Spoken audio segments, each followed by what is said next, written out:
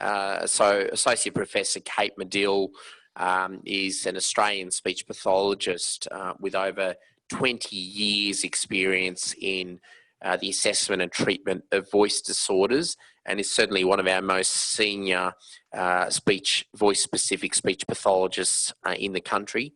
She's an educator, postgraduate supervisor, international researcher, and my co-director of the Doctor Liang Voice Program at University of Sydney. Kate oversees a large clinical practice in Sydney and Adelaide, and I'd like to introduce her to speak on the speech pathology aspect and how speech pathology has been affected during this crisis. So let's hand over to you, Kate. Thank you, Dan. Okay, so today I would just like to very quickly talk to you about the impact that COVID's had on speech pathology service or speech language pathology services. Dan has given a very comprehensive coverage of the timeline and the issues that have affected ear, nose and throat surgeons, and certainly speech pathologists have been affected by many of those issues and been affected in the same timeline. So I'd like to briefly just tell you about the recommendations from our peak body, Speech Pathology Australia, how we've been trying to assess and manage the risks for both clients and clinicians. Just a little bit of feedback about how speech pathologists are coping. I'll give you a quick example of how we've been tried to adapt our current practice. What we some just general suggestions from that we've had from patients and also from clinicians about what you might be able to do to get the best out of the situation at the moment, and also just a brief reflection on what more we could do to help you. So we're all very familiar with the curve of the COVID, but this has been the health professionals in private practice learning curve, and it's been just as steep, although it is flattening out now as we start to adapt. So 2020 will go down as the year I discovered aerosol generating procedures. I hadn't heard of the term before and never really thought about it in any length or depth, and now I find myself doing multiple research projects into it and constantly thinking about it as I consider and plan going back to seeing my patients face to face, and as we try and set up our clinic up at the university. So Dan has talked to you about this idea of aerosol generating procedures within an ENT context, but of course most ENT or medical specialist encounters are usually occur in fairly short duration. But of course, a speech pathology interaction in many cases will last up to an hour, and certainly in assessing how the voice works and the larynx works, we will get people to do all manner of sort of tasks that involve speech, and this has meant that we really do need now to think about what might be an aerosol generating procedure, given the fact that we know that there is some viral load in the both the droplet that can be generated, for example, from coughing, and there may be a transmission risk with the aerosol from speaking tasks. We are actually undertaking a research study at the moment to evaluate the evidence for this particular information, as it really is crucial to the job of speech pathologists to understand what risks might be at play. So the Speech Pathology Association of Australia have given us some recommendations, and you'll see them on the screen. Now, for many people, most of these procedures are going to be occurring maybe in a hospital setting, or, for example, in the case of dysphagia or swallowing problems, that might happen either in a residential facility or a person's individual residence. An X-ray procedure to evaluate the swallow would happen in a hospital. You see here that videos for laryngoscopy is considered a high risk. cough or gag reflex testing, which of course is very standard for speech pathologists, loud voicing or singing or standard voice assessment tasks are also listed. We use many tests to assess airflow when we look at how the voice works and also how breathing function works, and these are considered aerosol generating procedures. For people who have had surgical voice restoration after laryngectomy, who may breathe through a little hole in their throat now, all of attending to care of and management of voicing and breathing in that case is also considered to be very high risk. And caring for tracheostomas, where we have voicing prostheses, if we have to suction, if we have to manage cuffs, etc. All of these are considered very high risk. Also considered high risk is swallowing or communication assessments with clients that require who may have difficulty with, for example, saliva control, or who are very distressed, or who may have difficulty managing or self-regulating their behaviour. So this is all, when this information has become available to us, it's actually been fairly scary to consider that we may be at very high risk of transmission if all of these procedures, etc., put us at risk of exposure to the virus. Obviously, we are discovering more and more about the level of that risk. And as Dan said, we're starting to find out that maybe it's not as high a risk as we initially thought. But the information is changing all the time, and it is sometimes contradictory. So we've now had to really think about what we can and can't do in our standard practice. And we've also, speech pathologists have also really had to think and discuss and sometimes defend themselves as to whether or not the services we provide are considered essential, because certainly in public health contexts, we don't want people exposed to risk without there being a very big need to provide an essential healthcare service. But of course, we do need to keep providing healthcare to those who need it, and we need to manage the risk. So we've got guidance, and this guidance is being updated all the time. So what you see on the screen now is the triage, the current triage recommendation for prioritisation of seeing patients. And it's a very complex, it's a little bit of a complex process that we have to go through. And this is something that the profession is working on literally daily.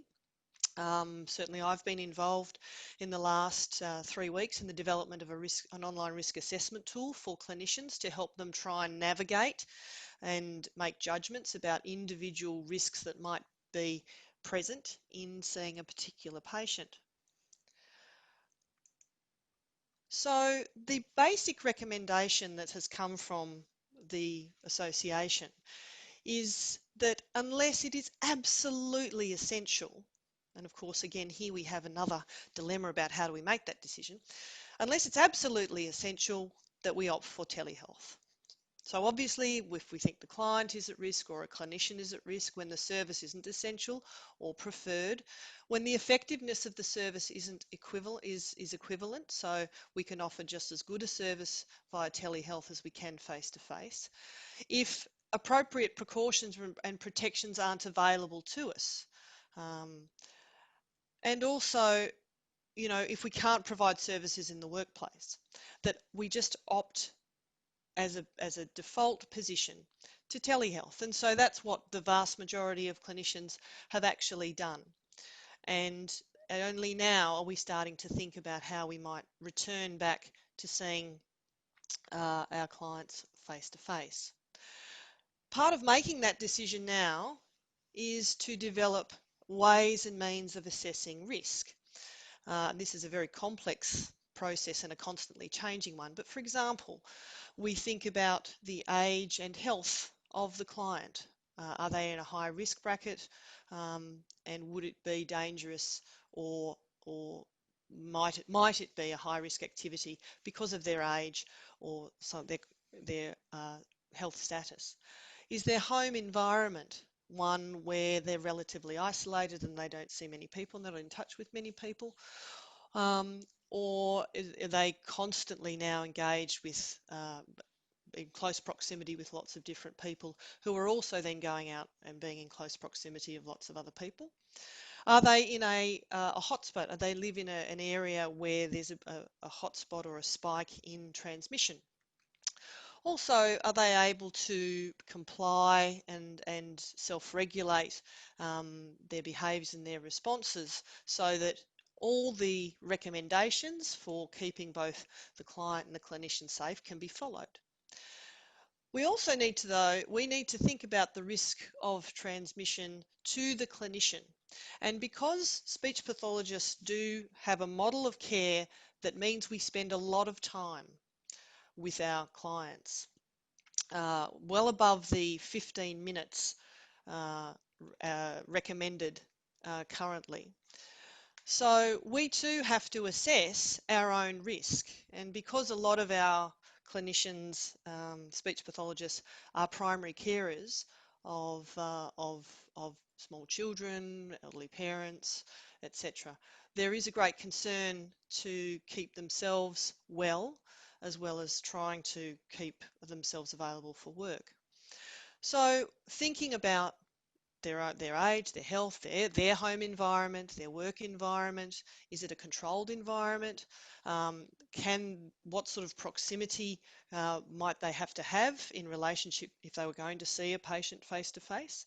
What sort of aerosol generating procedures might be involved in a standard consultation, whether it be for a voice session or sort of a communication based assessment? There's lots of things that we do that are very standard, that now we have to think about that there might be a risk involved, and we have to assess that risk. We now need to think about whether we've got sufficient cleaning protocols in place, so we've got enough barriers between us and the person. Can we put enough distancing measures in place? Can we access personal protective equipment? And what personal protective equipment might we be best to use, and have we been trained to use it if we do choose to use it? So lots of risk assessment now, to just do the things that we used to do every day.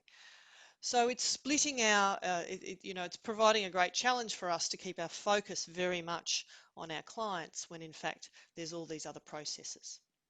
So for example, some of the now processes that are being put in place for seeing clients face to face is that clinicians are now trying to do risk analyses.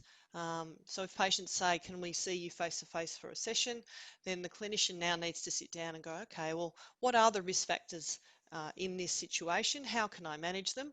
And is it appropriate for me to do this? And does it put me or the client at risk? You might, for example, if you are going to see a clinician face to face, you might need to answer the COVID health questions on the day of the appointment or when you book. You may need to spend as little time in the waiting room, maintain 1.5 metres away from others.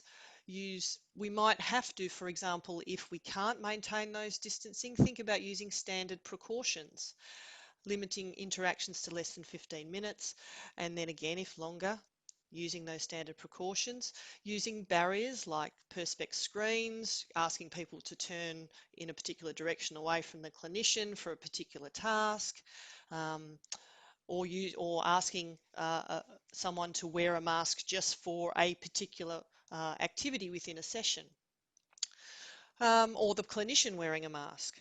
Again, we don't have very clear guidelines. And so clinicians are trying to work this out for themselves on a case-by-case basis. So you may find that the recommendations or your experiences with health professionals can change over time. So one time you go to see a health professional, to a speech pathologist, and there's a certain procedure and a certain way, certain protocols are conducted, and then the next time it may have changed because the information is changing all the time. So what are standard precautions, just so that you understand? Hand hygiene and cough etiquette, which we're now very well trained in. The use of personal protective equipment as appropriate to the task. The safe use and disposal of sharps, which we don't tend to worry about. Routine environmental cleaning, and incorporation of safe practices for handling blood, body fluids and secretions, as well as excretions. Now, these have always been around. Health professionals have always been aware of them. But of course, now we need the public to help to comply, and we're all learning about that through different government promotion education programs. So what are speech pathologists struggling with as we go through this time? Well, they are, and this is feedback that I've got from the Speech Pathology Association person today, who actually deals with calls from speech pathologists. And the overall concern that is constant is that speech pathologists are terribly worried that whether they're managing their risks adequately for their clients. So because of that, they're putting a whole lot of thought and effort into trying to work out which is going to be the best way to provide the service but manage the risk. They're worried about their own health and want to minimise their own risk. They're trying to work out how they could change as they start to come back to seeing people face to face slowly. And in fact, the rep today did say that in fact there is still a lot of uncertainty and fear about whether speech pathologists should be seeing people face to face. And that's because we're trying to make decisions based on limited evidence. So trying to work out how to stagger appointments, how to get access to the appropriate cleaning and PPE supplies. Of course, speech pathologists have only just in the last 2 weeks been given the opportunity to apply to access PPE from the medical stockpile, but it is incredibly limited. What we have been able to request, and we've only been able to put in requests so far. They haven't yet been confirmed or delivered. Many clinicians are managing multiple staff who might have risk factors, such as being pregnant or having their own health issues. What happens if a clinician gets COVID within a large practice? Assessing risks of home visits is a concern. Some clinicians are feeling pressured that they must start seeing their clients face to face now, obviously, as we get control of the virus, but aren't quite sure or don't feel that they've got their protocols and procedures in place to do that safely. And of course, as we are all feeling overwhelmed with new information from multiple sources that are constantly changing. That's why we're all in it together. Now, fortunately, we've got a lot of supports to assess and try and make decisions, but none of them are going to give us a right answer. They're all recommendations. And for example, we have checklists to try and assess the risk. We're following lots of different advice from lots of different health agencies, which is changing all the time. So what does this mean for a private practice? Well, just as an example, before COVID started my private practice, we saw 90% of our clients face-to-face, after or before referring to an ENT who confirmed a diagnosis. We provided telehealth nationally, internationally to approximately 10%. Now, we collected data to track progress in therapy as we'd already had an ENT diagnosis, but we could always refer back to an ENT for visual imaging of the voice box to confirm that diagnosis. Now, though, we see 90% of our clients by telehealth.